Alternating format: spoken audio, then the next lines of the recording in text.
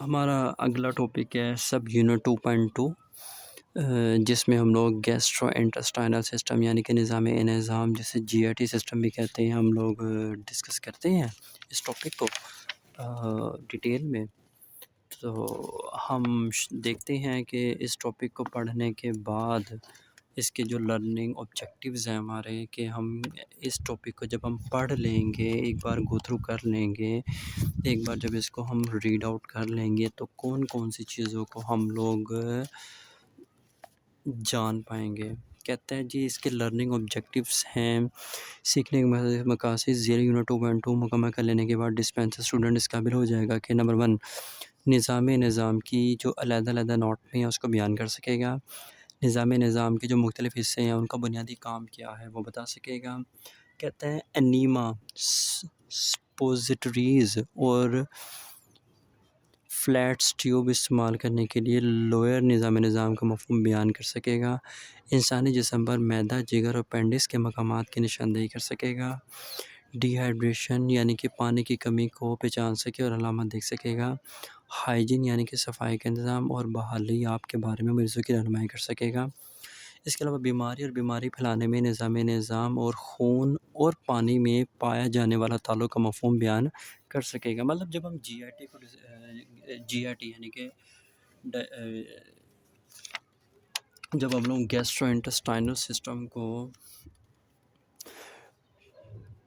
اس chapter میں پڑھ لیں گے ایک نظر ریڈ آؤٹ کر لیں گے تو ایک اسٹوڈنٹ یعنی کہ ہم لوگ اس قابل ہو جائیں گے کہ ہم ان 7 چیزوں کو ایزیلی فائنڈ آؤٹ کر سکیں. اب تعارف ہے کہ نظام کے ذریعے خوراک جسم میں جاتی ہے جو کہ غذائی مالیکول میں تبدیل ہو جاتے ہیں. پھر یہ مالیکول خون میں شامل ہو جاتے ہیں اور جسم کے ناقابل ہضم مادے جسم سے خارج ہو جاتے ہیں. سمپل سی بات وہ بتا رہا ہے کہ جی نظام کے دوران ہم لوگ خوراک کھاتے ہیں وہ خوراک جسم میں جاتی ہے اور وہ خوراک چھوٹے چھوٹے ٹکڑوں میں ٹوٹ کے غذائی مالیکول میں تبدیل ہو جاتی ہے. پھر وہی مالیکیولز خون میں شامل ہو جاتے ہیں اور جسم کے وہ جو ناقابل ہضم مادے ہوتے ہیں وہ جسم سے خارج ہو جاتے ہیں. سمپل مطلب جو خوراک ہم کھا لیتے ہیں وہ ڈائجسٹ ہو گئی، جو نہیں ہوئی ڈائجسٹ یعنی جو ہماری باڈی میں مختلف مالیکیولز کی شکل میں ابزورب نہیں ہوئی وہ فیسز کے ذریعے باہر نکل آتی ہے باڈی سے. سمپل. اچھا سبق نمبر 1 نظام کے نوٹ میں کیا ہے. کہتا ہے سرگرمی یہ ہے کہ طالب علم سے پوچھے کہ انہوں نے بکری یا گائے کا نظام دیکھا ہے. اگر جواب ہاں میں ہو تو انہیں کہیں کہ وہ اس کے پیچیدہ یعنی کہ چیدہ مختلف خد و خال مطلب بتائیں کہ کس طرح کا ہوتا ہے. یہ نظام کے اعضاء کے 2 گروپ ہوتے ہیں. نمبر 1 2 گروپس کون سے؟ Number 1 gastrointestinal tract, number 2 accessory digestive system. ٹھیک ہے، ہاضمے کے لوازماتی اعضاء جس کو اردو میں کہتے ہیں. اچھا گیسٹرو انٹسٹائنل ٹریک کو مزید دوسرے میں تقسیم کیا جاتا ہے. نمبر 1 اپر گیسٹرو انٹسٹائنل ٹریک منہ کرتکس غذا کی نالی اور معدے پر مشتمل ہوتا ہے. نمبر 2 ہے لوئر گیسٹرو انٹسٹائنل ٹریک چھوٹی اور بڑی آنت پر مشتمل ہوتا ہے. آگے یہ کہتے ہیں منہ ماؤتھ. کہتے ہیں یہ کیوٹی ہوتی ہے جس کے سامنے ہونٹ ہوتے ہیں، دونوں طرف گال ہوتے ہیں، نرم اور سخت تالو اوپر کی جانب اور نیچے کی جانب زبان ہوتی ہے. پچھلی جانب یہ اور فیرنکس کے ساتھ ملا ہوتا ہے جو کہ فیرنکس کا حصہ ہے. فیرنکس یعنی کہ گلا ناک اور منہ کی پچھلی جانب واقع ہوتا ہے. فیرنکس نظام اور نظام تنفس دونوں کا حصہ ہے کیونکہ یہ ہوا اور خوراک دونوں ہی کو پہچانتا ہے. ایپیگلوٹس نکلنے کے عمل کے دوران سانس کی نالی کی حفاظت کرتا ہے. خوراک کی نالی غذا کی نالی ایسوفیگس ایک عضلاتی نالی ہے جس کے ذریعے خوراک فیرنکس سے معدے میں جاتی ہے. اچھا منہ کے بارے میں کہتا ہے یہ ایک ایسی کیوٹی ہے جس کے سامنے ہونٹ ہوتے ہیں. اوبویسلی جو منہ ہے ہمارا اس میں سب سے پہلے ہونٹ آتے ہیں اور منہ کے ہونٹ اور ارد گرد ہمارے گال ہوتے ہیں. اچھا گال کے بعد وہ کہتا ہے نرم اور سخت تالو اوپر کی جانب بالکل منہ کے اندر کی طرف گال سے آگے ایک نرم اور سخت تالو ہوتا ہے. ٹھیک ہے، اور نیچے کی جانب زبان ہوتی ہے. اوبویسلی زبان ہوتی ہے. پچھلی جانب لیرنگس اور فیرنکس کے ساتھ ملا ہوتا ہے. پچھلی جانب ایک لیرنگس ہوتے ہیں اور فیرنکس ہوتے ہیں. ٹھیک ہے، یہ دونوں آپس میں ملے ہوتے ہیں. ٹھیک ہے. اچھا فیرنکس یعنی کہ جس کو گلا کہتا ہے یہ ناک اور منہ کے پیچھے کی جانب موجود ہوتا ہے. ناک اور منہ اور گلا یہ ایک ساتھ پیچھے کی جانب موجود ہوتا ہے. فیرنکس نظام اور نظام تنفس دونوں کا ہے. یعنی کہ فیرنکس یہ وہ پوائنٹ ہے جو کہ 2 چیزوں کو ملاتا ہے آپس میں، نظام کو اور نظام تنفس کو. اچھا، میدا اسٹومک کہتا ہے میدا ایسوفیگس اور ڈیڈینم کے درمیان واقع ہوتا ہے۔ ڈیڈینم ایک چھوٹی آنت کے پہلے سے کہتے ہیں۔ میدا پیٹ کی کیوٹی کے بائیں جانب ہوتا ہے۔ میدے کے اوپر کی جانب ڈایافرام ہوتا ہے جبکہ لبلبہ نیچے کی طرف ہوتا ہے۔ انسان کے خالی میدے کا حجم تقریباً 50 ملی میٹر ہوتا ہے۔ کھانے کے بعد یہ پھیل جاتا ہے اور تقریباً 1 لیٹر خوراک اس میں سما سکتی ہے، لیکن اس میں 4 لیٹر خوراک بھی سما سکتی ہے۔ یعنی کتنا بڑا ہوتا ہے؟ کوئی 4 لیٹر تک خوراک سما سکتی ہے اس میں۔ لوئر گیسٹرو انٹسٹائنل ٹریکٹ چھوٹی اور بڑی آنت پر مشتمل ہوتا ہے۔ اس کے بعد ہے چھوٹی آنت، اسمال انٹسٹائن۔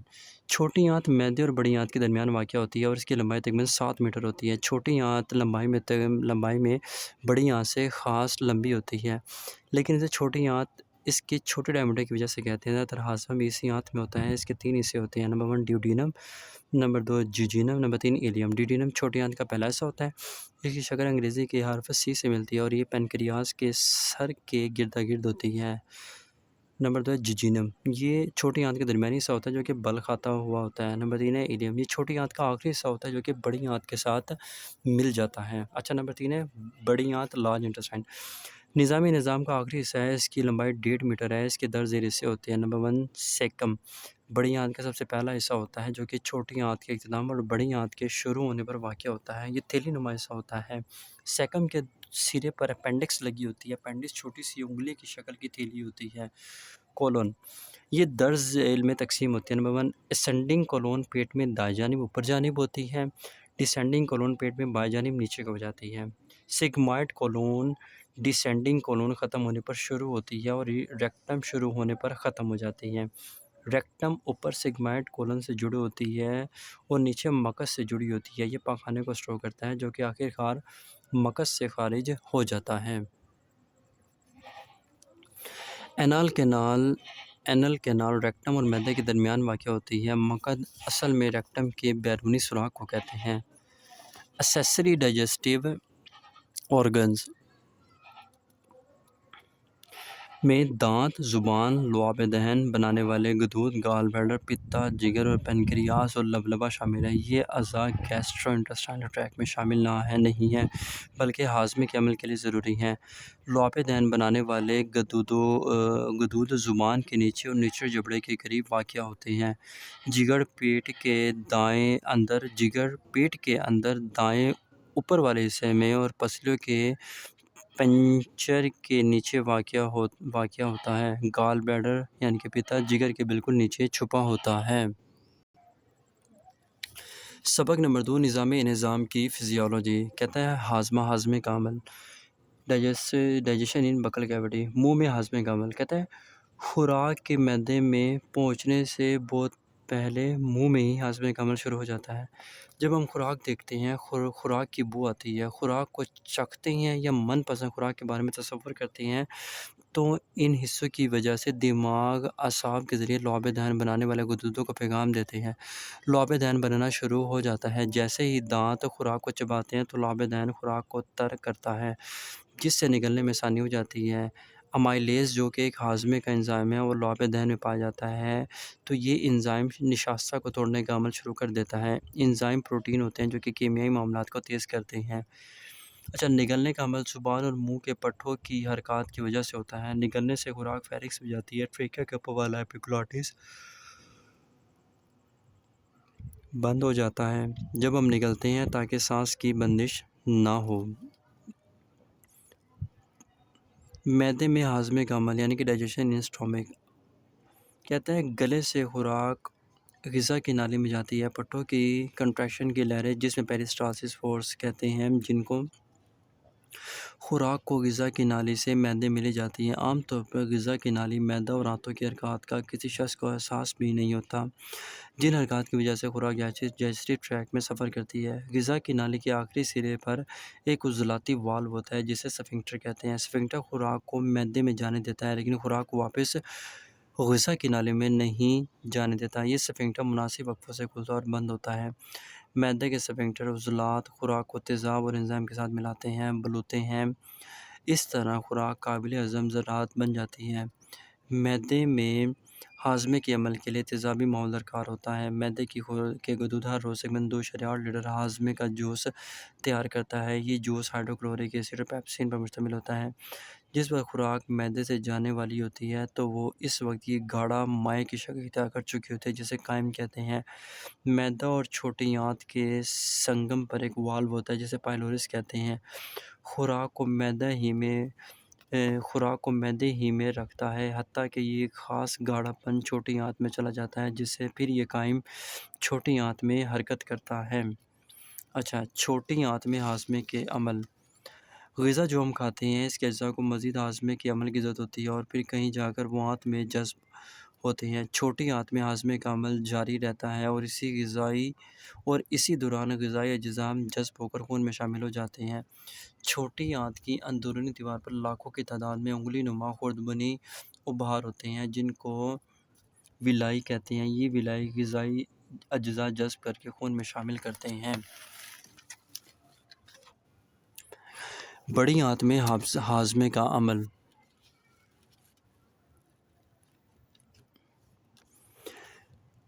غیر ہضم شدہ خوراک اور کچھ پانی چھوٹی آنت سے بڑی آنت میں ایک والو کے راستے پہنچتا ہے۔ یہ والو خوراک کو چھوٹی آنت سے واپسی جانے سے روکتا ہے۔ جس وقت خوراک بڑی آنت میں پہنچتی ہے تو غذائی اجزاء کے جذب ہونے کا عمل قریباً مکمل ہو چکا ہوتا ہے۔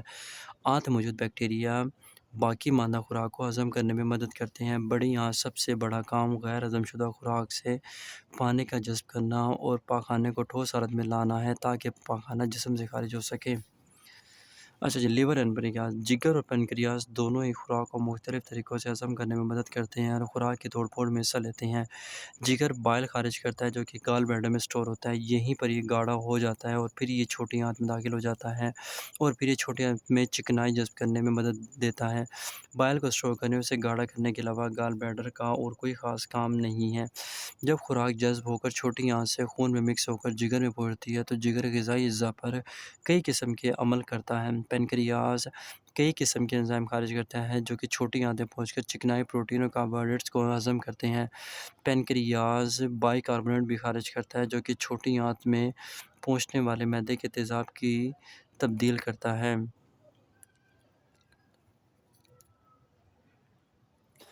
اس سبق نمبر 2 میں جس میں ہم نے نظام کی فزیولوجی ڈسکس کی ہے تو یہ جسٹ ایک بہت چھوٹا سا ٹاپک ہے۔ یہ چیدہ پوائنٹس ہیں اس کے کہ ہاضمے کا عمل کس طرح سے ہوتا ہے، منہ میں ہاضمے کا عمل کیسے ہوتا ہے، پھر معدے میں ہاضمے کا عمل کیسے ہوتا ہے، پھر چھوٹی آنت میں ہاضمے کا عمل کیسا ہوتا ہے، پھر بڑی آنت میں ہاضمے کا عمل کیا ہے، اور پھر جگر اور پنکریاس کا رول کیا ہے۔ یہ ٹاپک ادھر ہی ختم ہو جاتا ہے۔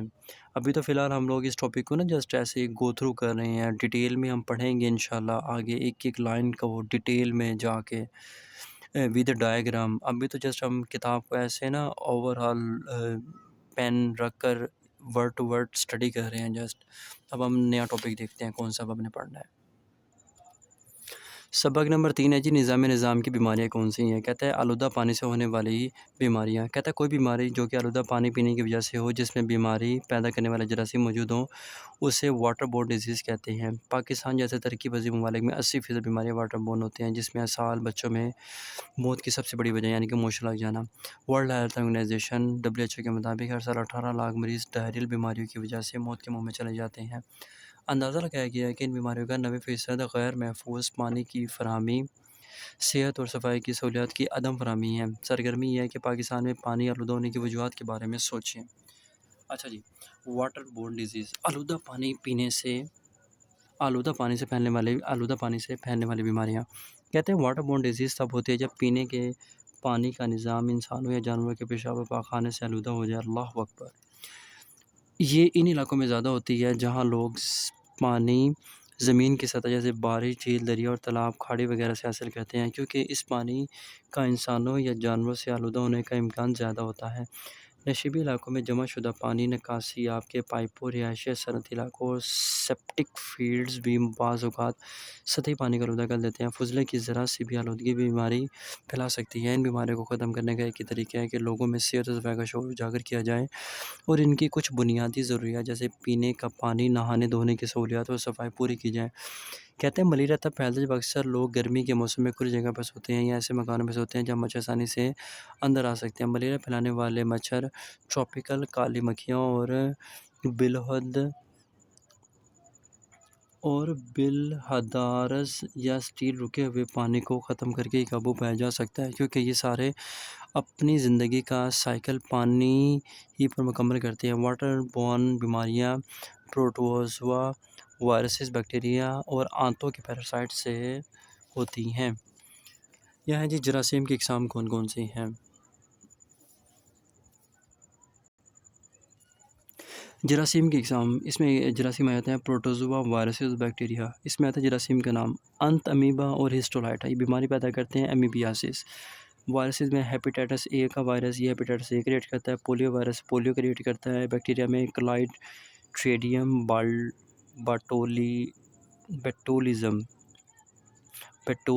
بیٹولیم، یہ جو بیماری پیدا کرتے تھے کہتے ہیں باٹولیزم۔ اچھا، وبرو کالرا، یہ کالرا یعنی کہ ہیضہ کریٹ کرتا ہے۔ ایکولائی گیسٹرنٹرائٹس اور ڈائرل جسے بیماری کہتے ہیں، اور شگلا سالمونیلا یہ پیچس کریٹ کرتا ہے۔ سالمونیلا ٹائفی ٹائفائڈ کریٹ کرتا ہے۔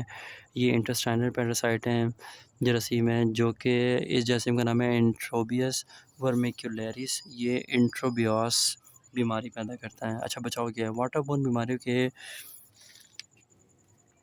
پھیلاؤ کو کم کرنے کے لیے صاف پانی کی بہت زیادہ اہمیت ہے۔ یہ تسلیم شدہ بات ہے کہ پینے کے صاف پانی کی فراہمی پاخانے کو مناسب طریقے سے ٹھکانے لگا کر واٹر بورن بیماریوں کو بہت حد تک کم کیا جا سکتا ہے۔ واٹر سپلائی میں موجود جراثیم کو مارنے کے لیے پانی کی ڈس انفیکشن کی جاتی ہے تاکہ وہ واٹر سپلائی پائپوں میں پرویش نہ پا سکے۔ ڈس انفیکشن کے بغیر واٹر بورن بیماریوں کا خطرہ بہت زیادہ ہوتا ہے۔ واٹر سپلائی میں موجود جراثیم مارنے کے دو اہم طریقے ہیں۔ نمبر 1 آکسیڈیشن بذریعہ کیمیکلز، کلورین ڈائی آکسائڈ اور اوزون۔ نمبر 2 ہے ریڈیشن، الٹرا وائلٹ شعاعیں۔ کہتے ہیں جی ڈیزیز جو کاز ہوتی ہے بائی کنٹامینیٹڈ فوڈس کے ذریعے، آلودہ خوراک سے پیدا ہونے والی بیماریاں، یہ وہ بیماریاں ہوتی ہیں جو کہ آلودہ خوراک یا مشروبات استعمال کرنے سے ہوتی ہیں۔ 250 سے بھی زیادہ مختلف قسم کی فوڈ بورن ڈیزیز دیکھنے میں آتی ہیں۔ مختلف اقسام کی بیماریاں پیدا کرنے والا جراثیم، بیکٹیریا، وائرسز اور پیراسائٹس خوراک کو آلودہ کرتے ہیں۔ ان کے علاوہ زہریلے کیمیائی مادے اور بہت سے دوسرے نقصانات دہ مادے اگر خوراک میں موجود ہوں تو وہ بھی فوڈ بورن بیماریوں کا سبب بن سکتے ہیں۔ مثال کے طور پر اگر نادانستہ طور پر کیڑے مار دوائی خوراک میں مل جائے یا کوئی طور پر پائے جانے والا زہریلا مادہ جیسے زہریلی کھمبی سے کھانا بنایا جائے تو کھانے والے لوگ بیمار ہو سکتے ہیں۔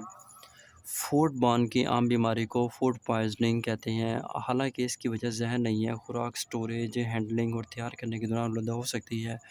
خوراک کی تیاری سے پہلے، دوران اور بعد میں حفظان صحت کے اصولوں پر عمل کر کے بیمار ہونے کے امکانات کو کم کیا جا سکتا ہے۔ فوڈ بورن ڈیزیز بیماری اور موت کی ایک بڑی وجہ ہے، خاص طور پر شیر خوار بچے اور بوڑھے لوگوں کو زیادہ خطرہ ہوتا ہے۔ فوڈ بورن مختلف بیماریوں کی مختلف علامات ہوتی ہیں۔ چونکہ جراثیم یا زہر عام طور پر جسم میں انہضام کے ذریعے داخل ہوتا ہے تو شروع میں متلی، الٹی، قے، پیٹ درد، دست اور عام علامات ہوتی ہیں۔ آلودہ خوراک کھانے اور علامات ظاہر ہونے میں کچھ وقت لگ جاتا ہے، اس میں کئی گھنٹے یا کئی دن لگ سکتے ہیں۔ اس دیر لگنے کا انحصار جراثیم کی قسم اور ذات پر ہوتا ہے۔ اس واقعے میں جراثیم معدے سے گزر کر آنتوں میں چلے جاتے ہیں اور وہاں حملہ کرتے ہیں۔ کچھ جراثیم ٹاکسن پیدا کرتے ہیں جو خون میں جذب ہو کر ٹشوز پر بھی حملہ کر سکتے ہیں۔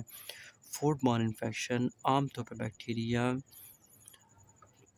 کیمپائلوبیکٹر، سالمونیلا اور اومیکولائی اور وائرسز کے گروپ نارواک وائرسز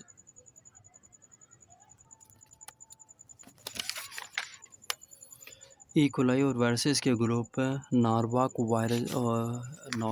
وائرسز ایکولائی اور وائرسز کے گروپ نارواک وائرسز کیمپائلوبیکٹیریا دنیا میں ڈائرل بیماریوں کی سب سے بڑی وجہ ہے۔ یہ بیکٹیریا صحت مند پرندوں کی آنتوں میں پایا جاتا ہے اور کچے انڈوں پر بھی ہوتا ہے۔ نیم پکا ہوا مرغی کا گوشت کھانے سے انفیکشن ہو سکتا ہے۔ سالمونیلا مختلف قسم کے حیوانی خوراک کھانے سے انسان میں پھیل سکتا ہے۔ ناقص صحت والے لوگوں میں خون میں شامل ہو جاتا ہے اور خطرناک بھی ہو سکتا ہے۔ ایکولائی مویشیوں اور دوسرے جانوروں میں پایا جاتا ہے۔ جانوروں کے گوبر سے ذرا بھی آلودہ خوراک کھانے سے انسان بیمار ہو سکتے ہیں۔ نارواک وائرسز فوڈ بورن بیماری کی نہایت عام وجہ ہے، یہ جانوروں سے انسانوں کو نہیں لگتی بلکہ یہ بیمار انسان سے صحت مند آدمی کو لگ جاتی ہے۔ اس کے علاوہ کچھ فوڈ بورن بیماریاں اس زہر سے ہوتی ہیں جو کہ بیکٹیریا خارج کرتے ہیں۔ جب اس کی نشو ہو رہی ہوتی ہے، جسم کے مر جانے کے بعد بھی یہ زہر بیماری پیدا کر سکتا ہے۔ مثال کے طور پر جراثیم کے مر جانے کے بعد بھی یہ زہر بیماری پیدا کر سکتا ہے۔ مثال کے طور پر اسٹیفلوکوکس آری ایک ایسا زہر پیدا کرتا ہے کہ شدید قسم کی الٹی کا سبب بنتا ہے۔ ڈی ہائیڈریشن کا مطلب ہے کہ جسم میں پانی اور فلوئڈ کی مقدار اتنی نہیں ہوتی کہ جتنی کہ ہونی چاہیے۔ ڈی ہائیڈریشن جسم سے زیادہ مائع ضائع ہونے، کافی مقدار میں پانی نہ پینے یا دونوں صورتوں میں بھی ہو سکتی ہے۔ اسال میں آنتوں کے عضلات تیزی سے حرکت کرتے ہیں جس کی وجہ سے پانی جذب ہوئے بغیر تیزی سے جسم سے خارج ہو جاتا ہے۔ نظام کا وائرس اور بیکٹیریا سالمونیلا، شگلا، کیمپائلوبیکٹر، ای کولائی انفیکشن اور آنتوں کے پیراسائٹ ہیمیبیاس، دست، پیٹ درد اور مختلف اوقات کیا کی وجہ بنتے ہیں۔ شیخ خوار بچے اور بوڑھے لوگ اور بیمار لوگوں کو ڈی ہائیڈریشن سے زیادہ خطرہ ہوتا ہے۔ ڈی ہائیڈریشن کی درجہ بندی جسم سے مائع کی کمی ہوتی ہے یا کتنی کمی پوری نہ کی گئی ہے، جو کہ مائلڈ، ماڈریٹ اور شدید ہو سکتی ہے۔ شدید ڈی ہائیڈریشن زندگی کے لیے خطرناک ایمرجنسی ہوتی ہے۔ اگر ڈی ہائیڈریشن کی پہچان ہو جائے اور فوری علاج ہو جائے تو عام طور پر مریض بچ جاتا ہے۔ شدید ڈی ہائیڈریشن کی حالت میں علاج نہ کیا جائے تو دورے پڑ سکتے ہیں، دماغ کو مستقل طور پر نقصان پہنچ سکتا ہے یا پھر موت واقع ہو سکتی ہے۔ ڈی ہائیڈریشن کی وجوہات کیا ہیں؟ کہتا ہے جسم سے بہت زیادہ مائع خارج ہو جاتا ہے، یا دست، بہت زیادہ پیشاب آنا، ذیابیطس سے پیشاب اور ادویات۔ نمبر 3 بکثرت پسینہ ورزش کے دوران۔ نمبر 4 بخار۔ درج ذیل وجوہات کی وجہ سے پینے کے قابل نہ رہے، مطلب بیماری کی وجہ سے بھوک کا مر جانا، گلے پڑا یا منہ کا پک جانا۔ بیمار بچوں میں ڈی ہائیڈریشن اس لیے ہوتی ہے کہ بچہ کھانے پینے سے انکار کر دیتا ہے، جبکہ قید، دست یا بخار کی بنا پر جسم سے مائع ضائع ہو رہا ہوتا ہے۔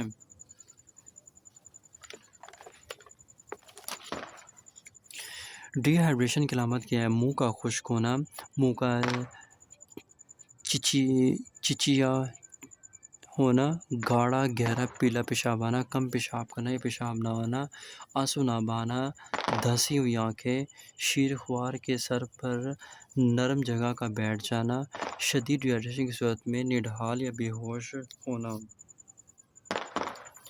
ڈی ہائیڈریشن کی جانچ۔ بلڈ پریشر کم ہونا، لیٹے ہوئے مریض کے اٹھنے پر بلڈ پریشر کم ہو جاتا ہے، دل کی دھڑکن زیادہ ہو جاتی ہے، جلد کی لچک کم ہونا۔ عام حالت میں جلد کی چٹکی لے کر چھوڑیں تو جلد فوراً صحت میں واپس آ جاتی ہے، لیکن ڈی ہائیڈریشن میں خشک جلد آہستہ آہستہ اپنی حالت میں واپس آ جاتی ہے۔ عام حالات میں ناخن کے سرے پر دباؤ ڈالیں تو ناخن سفید ہو جاتا ہے، لیکن دباؤ ہٹانے پر ناخن دوبارہ فوراً گلابی رنگت میں واپس آ جاتا ہے۔ لیکن ڈی ہائیڈریشن پر ناخن پر دباؤ ہٹانے سے ناخن آہستہ آہستہ گلابی رنگت میں واپس آ جاتا ہے۔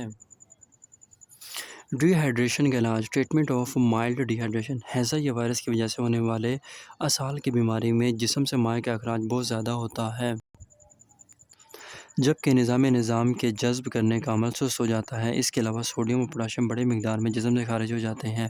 منہ کے ذریعے نمکین سلوشن دینا فائدہ مند ثابت نہیں ہوتا، لہٰذا کیونکہ اسال کی بیماری میں نظام میں سوڈیم جذب ہونے کا عمل ناکارہ ہو جاتا ہے، اس لیے پانی اور سوڈیم جذب ہی نہیں ہوتے بلکہ آنتوں میں سوڈیم کی زیادتی اسال کو اور زیادہ کر دیتی ہے۔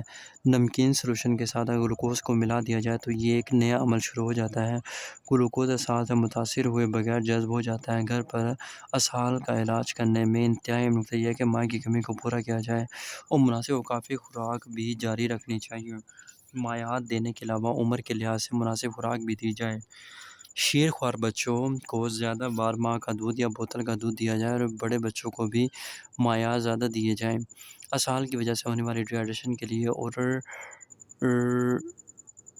ری ہائیڈریشن تھراپی ORT نہایت سادہ، سستا اور مؤثر طریقہ علاج ہے۔ ORT کا مطلب یہ ہے کہ ری ہائیڈریشن بذریعہ منہ نم گھول کا استعمال اور عمر کے لحاظ سے مناسب خوراک کا استعمال۔ وجہ چاہے کوئی بھی ہو، ORS یعنی کہ نم گھول کے ذریعے گھر پر غیر پیچیدہ اسال کا علاج بہت ہی زیادہ سادہ ہے۔ صحت کے کارکن ڈی ہائیڈریشن کی جانچ کر سکیں۔ شدید بیمار ہونے کا اندازہ لگا سکیں، اور اگر علامات نہ ہوں تب بھی انہیں گھر پر ہی علاج شروع کر دینا چاہیے۔ فوری علاج شروع کرنے سے ڈی ہائیڈریشن، ناقص غذائیت اور موت جیسی پیچیدگیوں سے بچا جا سکتا ہے۔ بالغ اور بچے جن کو ڈی ہائیڈریشن ہو لیکن قے نہ آ رہی ہو تو ان کو معمول کی خوراک کے علاوہ مائعات بھی دیے جائیں۔ جن کو قے آ رہی ہو ان کو نمکول تھوڑا تھوڑا کر کے بار بار پلایا جائے حتیٰ کہ ڈی ہائیڈریشن کا مسئلہ حل ہو جائے۔ جب کمی آب پوری ہو جائے تو مریضوں کو نمکول کی خوراک دی جا سکتی ہے۔ ہر گھر میں ہر وقت او آر ایس موجود ہونے کی حوصلہ افزائی کی جائے تاکہ جوں ہی اسال شروع ہو او آر ایس دینا شروع کر دیں۔ معیاری او آر ایس کو گھریلو نمکول پر ترجیح دی جائے۔ الٹی کا یہ مطلب نہیں ہے کہ او آر ٹی شروع ہی نہ کیا جائے۔ اگر معاملات زیادہ دیے جائیں، مائعات زیادہ دیے جائیں اور جسم سے اخراج کم ہو تو کمی آب پوری ہو جائے گی۔ ڈی ہائیڈریشن صرف اسی صورت میں دی جاری رہے گی جب قے اور پاخانے کے ذریعے فلوئڈ الیکٹرولائٹس کا اخراج زیادہ ہو اور مریض کو کھلایا پلایا کم جائے۔ WHO 2004 کے مطابق گھریلو نمکول کی ترکیب نسخہ 1 لیٹر صاف پانی یا ابلے اور ٹھنڈے کیے ہوئے پانی میں نصف چھوٹا چمچہ 3.5 گرام نمک، 4 بڑے چمچے 40 گرام چینی۔ معیاری WHO یونیسیف گلوکوز والا O R S: sodium chloride 3.5 gram, sodium by carbonate 2.5 gram, potassium chloride 1.5 gram, glucose 20 gram. یہ چیزیں ہونی چاہیے۔ 1 لیٹر صاف پانی یا ابلے ہوئے اور ٹھنڈے کیے ہوئے پانی میں حل کریں۔ کارکن جو بچے کو ری ہائیڈریٹ کر رہا ہو تو اسے 10 باتیں بتائیں۔ نمبر 1، سولوشن تیار کرنے سے پہلے اپنے ہاتھوں کو پانی اور صابن سے دھوئیں۔ نمبر 2، سولوشن صاف ستھرے برتن میں بنائیں۔ نمبر 3، نمک چھوٹا آدھا چمچ اور 4 بڑے چینی یا 1 پیکٹ او آر ایس کو 1 لیٹر پانی میں حل کریں۔ سولوشن کو ہلائیں تاکہ اچھی طرح سے حل ہو جائے۔ نمبر 4، اپنے اور بچے کے ہاتھوں کو پلانے سے پہلے صابن اور پانی سے اچھی طرح دھوئیں۔ نمبر 5، بیمار بچے کو ضرورت کے مطابق تھوڑی تھوڑی مقدار میں بار بار پلائیں۔ نمبر 6، بچے کو ماں کا دودھ اور جوس بھی دیں۔ نمبر 7، اگر بچہ 4 ماہ کا ہو یا بڑا ہو تو ٹھوس غذا بھی دے سکتے ہیں۔ نمبر 8، اگر بچے کو 24 گھنٹوں کے بعد بھی او آر ایس پلانا ہو تو تازہ سولوشن تیار کریں۔ نمبر 9، او آر ایس اسہال روکتا نہیں ہے بلکہ بچے کو مرجھانے سے بچا سکتا ہے، اسہال اپنے آپ رک جائے گا۔ نمبر 10، اگر بچہ الٹی وومٹنگ کرے تو 10 منٹ انتظار کریں پھر اسے او آر ایس دیں، عام طور پر الٹی رک جاتی ہے۔ نمبر 11، اگر اسہال زیادہ ہو جائے یا الٹی برقرار رہے تو بچے کو ہیلتھ کلینک پر لے جائیں۔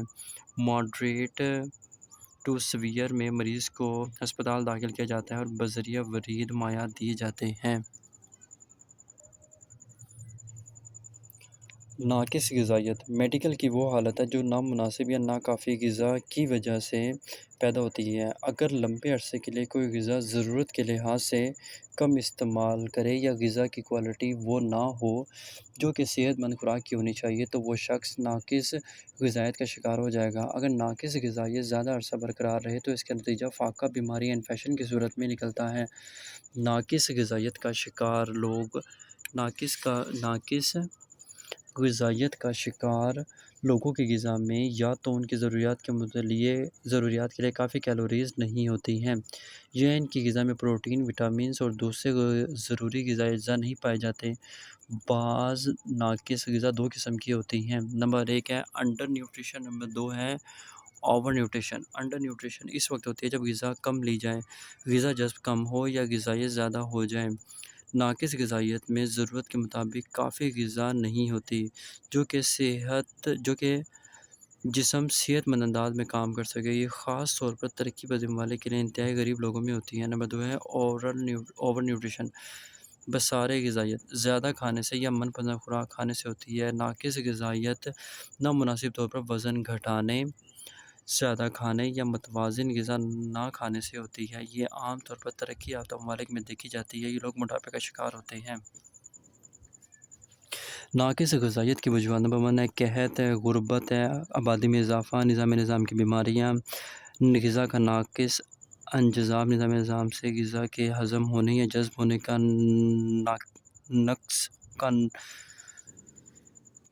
کا نقص ہونا۔ نمبر 6 ڈپریشن، نمبر 7 بے چینی بے علاج ذیابیطس، نمبر 8 فاقہ کشی، نمبر 9 کوما بیہوشی، نمبر 10 ہے شراب نوشی اور بعض ادویات کی لت، نمبر 11 چکنائی اور مٹھائی کا زیادہ استعمال، نمبر 12 فاسٹ فوڈ۔ 2001 اور 2003 سب پاکستان میں انڈر نیوٹریشن زدہ لوگوں کی تعداد 35.2 ملین تھی۔ ادھر ہمارا یہ والا ٹاپک کمپلیٹ ہو گیا ہے۔ آگے یہاں پہ یہ پریکٹیکلس بتا رہے ہیں جی سبق نمبر 4 میں فلاں فلاں پریکٹیکل ہیں، تو یہ چیزیں ہم بعد میں کریں گے۔ یونٹ 2 میں گیسٹرو میں یہ کچھ اس کی ایکسرسائز آ گئی ہے، اس ایکسرسائز کا بھی ہم لوگ پھر بعد میں ڈسکس کریں گے۔ تو ہمارا اس ٹاپک کا جسٹ جو ہم ایک اردو زبان میں حرف با حرف جو چیپٹر کو ہم لوگ پڑھ رہے تھے نا، وہ ایٹ لیسٹ ہماری کور ہو گئی ہے۔ ہم ڈیٹیل میں ڈسکس کریں گے اس چیپٹر کو بہت ڈیٹیل میں ود ڈائیگرام، لیکن اس کی علیحدہ سے ہم لوگ ایک ویڈیوز بنائیں گے۔ ابھی تو فی الحال ہم اس ٹاپک کو، اس چیپٹر کے ان ٹاپکس کو بس ایک بار گو تھرو کر رہے ہیں سمپل آسان لفظوں میں، باقی ڈیٹیل میں انشاءاللہ مزید ہم ڈسکس کریں گے آنے والے ویڈیوز میں نا۔ تو ہمارا یہ ٹاپک گیسٹرو سسٹم ادھر ختم ہوا۔